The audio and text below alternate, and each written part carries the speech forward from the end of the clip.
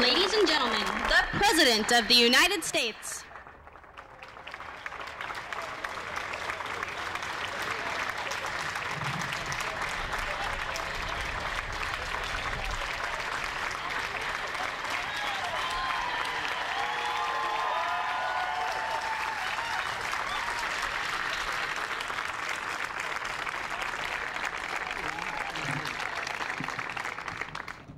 Hello. I'm sorry to keep you waiting out in the sun, but you'll all get a better tan. I had to go and talk to the National Education Association's convention in Minneapolis. The vice president was going to speak with him, but as I'm sure you all know, his mother had a heart attack yesterday and had to have some surgery, so he's down there with her. And I had to do it, and that's why I'm late, and I apologize. But I'm delighted to see you. You look wonderful, all beaming. I hope you're having a great summer. And I hope that this experience has been a very good one for you and that it's something that you will take with you all your lives. I just went this morning, I went back to my alma mater, to Georgetown, to give a speech about the obligations of citizenship and finding common ground. And that's sort of what you're doing here. But I want to just tell you 2 minutes about what I think you're facing as you go out to build your future. I grew up in a time during the Cold War when America was dominated basically by three great ideas. One was the Cold War, that we were standing up for freedom, standing against communism, that we had to ultimately stand against that and then try to spread democracy. The second was what I call middle-class dreams, the idea that people who work hard will be rewarded and will be able to make a better life for their children. The third was middle-class values, the idea that we were made strong because we all believed in the value of work and family and safe streets and secure futures, and that we would support that for one another. And when I was a young man, most people believed, when I was your age, that if we could ever solve the problem of race, which had bedeviled us since Thomas Jefferson attempted to ban slavery in the Declaration of Independence and was voted down, that it had dogged us. I really believed that if we could solve that, that the country would more or less kind of go on automatic because we took all these other things for granted. Now, even though we have not, maybe we never will fully solve the problem of race, you look around here. If they had a picture like this of White House interns 30 years ago, they'd all be guys like me, 30 years younger. And now we got a real picture of America here. And we're making really great progress on that. But the pillars that dominated America for 50 years are gone. The Cold War is gone, and that's good. There's no nuclear threat, but there are all these other problems out there we have to figure out a way to work our way through. More than half the American people are working harder today for less money than they were making 15 years ago and spending less time with their children. And therefore, millions of poor people have totally given up on ever working their way into the middle class, which is one of the reasons drug trafficking is more attractive in a lot of places than it ought to be. And we still have these profound social problems. I'll just give you one example. Crime is down in almost every major city in America, but it is up among young people. Random violence among young people is up. And most disturbingly of all, after going down for about 6 years, random drug use is up among very young people, as people just sort of feel disconnected. And what you've got to do is to figure out a way to make sure that our country makes the decisions necessary to restore a sense of possibility for all Americans and a sense that we're coming together instead of coming apart. And that's what I went to Georgetown to talk about. Part of it is having the right policies. Obviously, I think what I'm doing is right, and I disagree with what the Republicans are doing in Congress. But another big part of it is dealing with the problems in the right way, treating with one another with greater respect and with greater understanding, and trying to listen to each other's arguments. The American people have simply got to rise to a call of higher citizenship, doing more for themselves and their families, doing more in their neighborhoods, but also being better citizens, making sure they're informed, talking to people who disagree with them, and treating people with respect, and not treating them like suspects. And politicians have got to do a better job of bringing out the best in people and not just condemning the worst.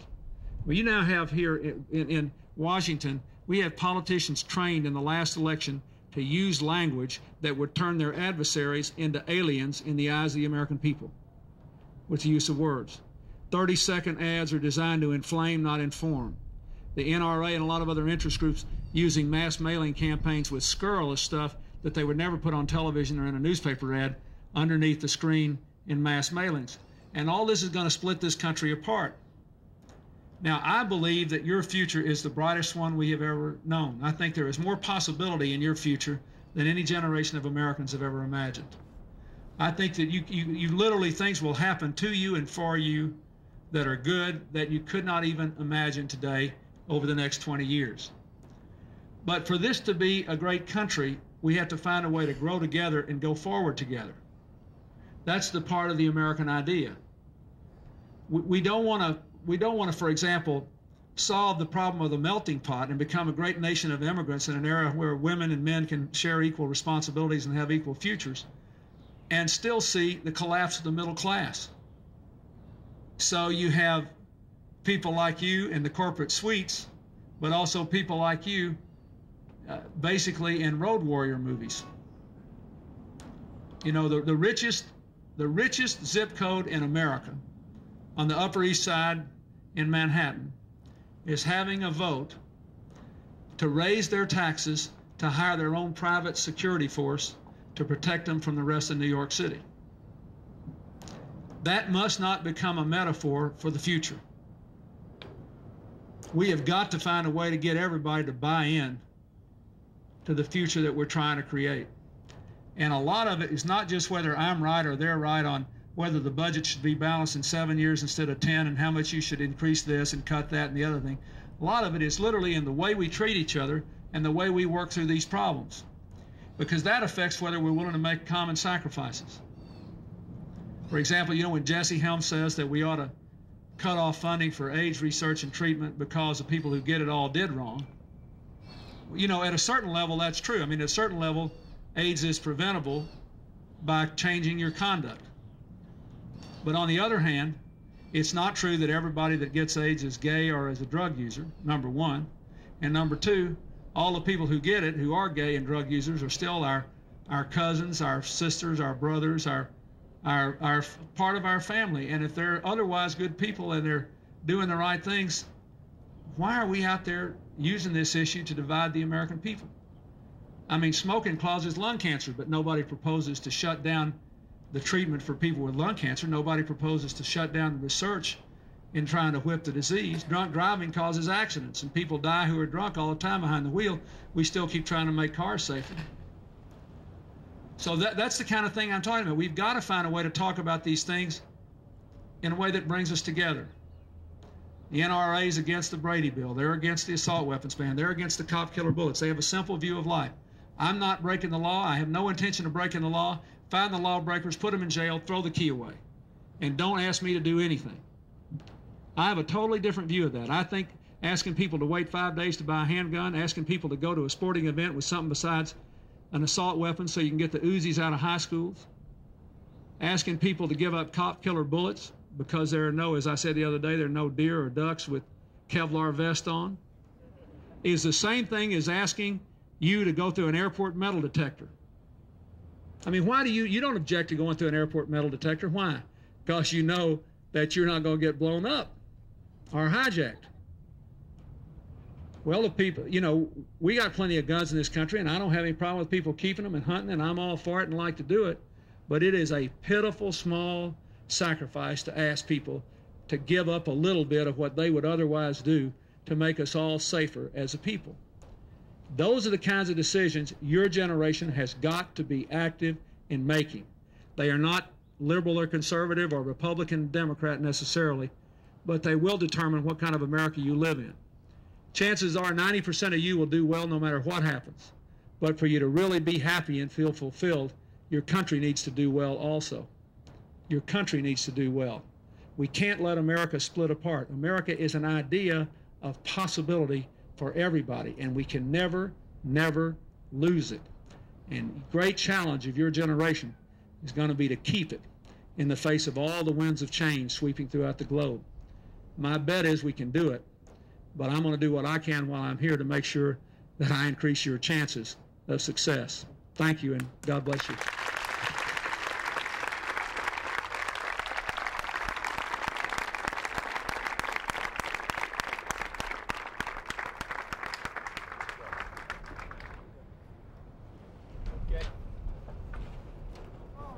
Yeah. Are you covered by workers' comp? Good. Good. Right here, everybody. Great. One more time. Great. Great. Thank you. Yeah.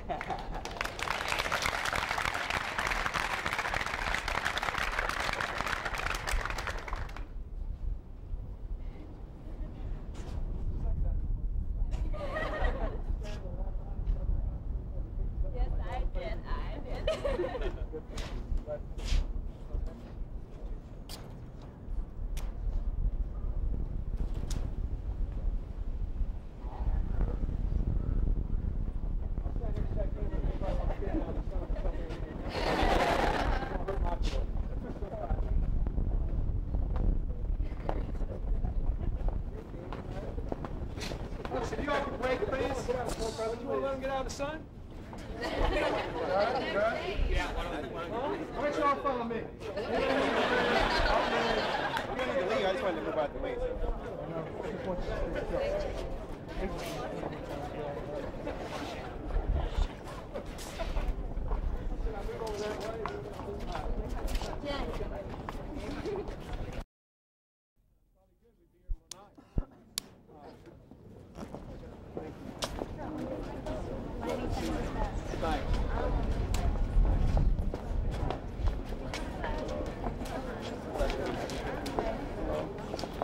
It's me. Hey, fine. Talk to my grandmother. Yes, I did. I saw her and found what? Pretty good. You feeling good? Yeah, great. Tell them I asked about it. Thank you.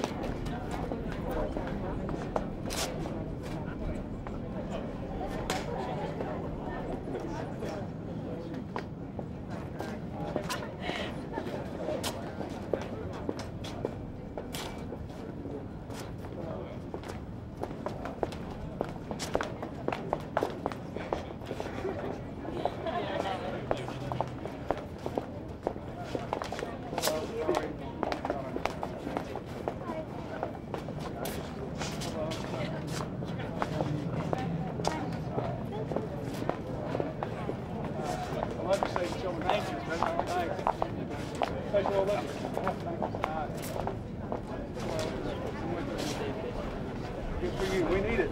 Thank you. Thank you. It's a wreck. Thank you for helping. Hi.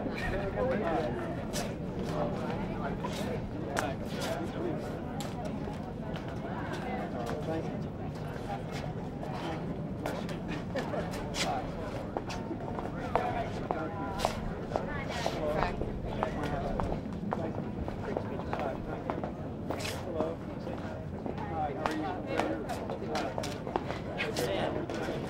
Oh, thanks. You get good evening.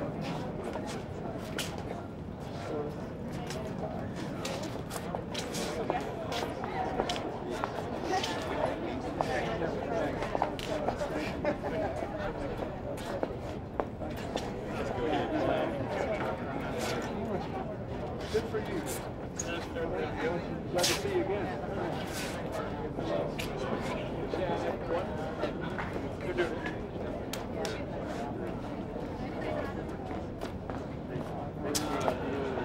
Oh, thanks. I'm glad to do it. We got $750 million.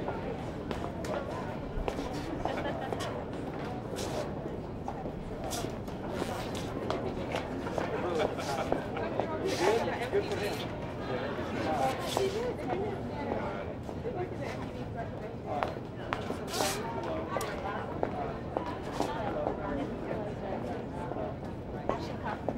Oh, hi. How are you? So glad to see you. Nice to meet you. Tell your family I said hi. I will. Really glad to see you. Thank you. Hi. Hello. Thanks. Yep, they sure do. I'm William's granddaughter. Oh, you are? When's his birthday? Right now, tomorrow. I'm so happy for him. I have to. Yeah, I got to take him to play golf pretty soon. Is he coming over here? I'm not sure. Check Marcia. I just wanted to say I really support you doing the discuss it, and I hope that you have support your students more, because I really want to. Thank you. I think they are. He's a good man. Good to see you. Great person. Yeah, yeah. Great.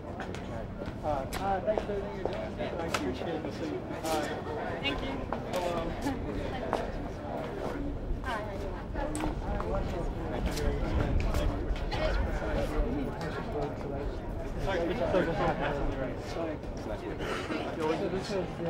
Hello.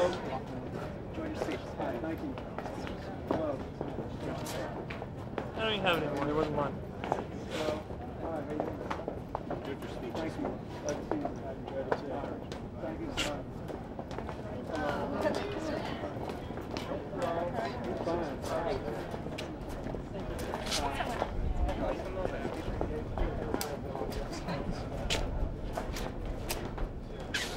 You just gotta keep giving it to us.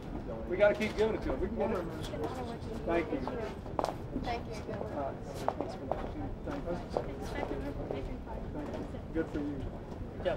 Thank you. Hello. Thank you very much. Hey,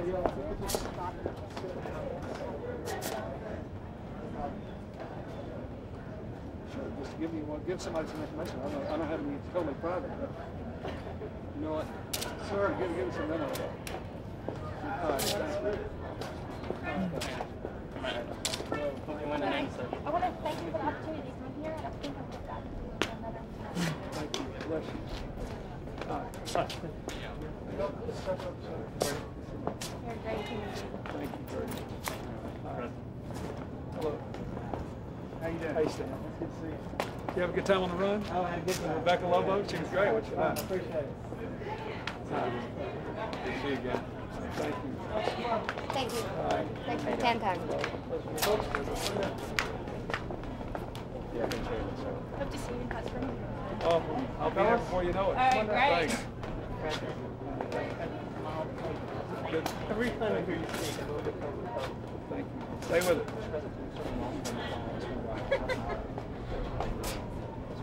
Impressive man, isn't he? Great. He's a good friend of mine. I saw him this weekend. Hi. Good for you. Thank you.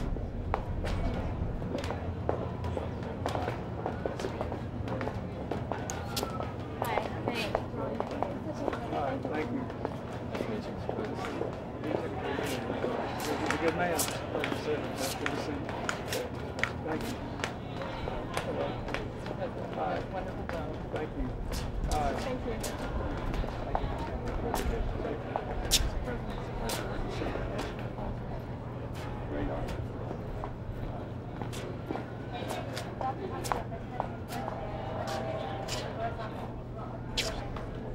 Oh. Thanks. Goodbye. Thank you, sir.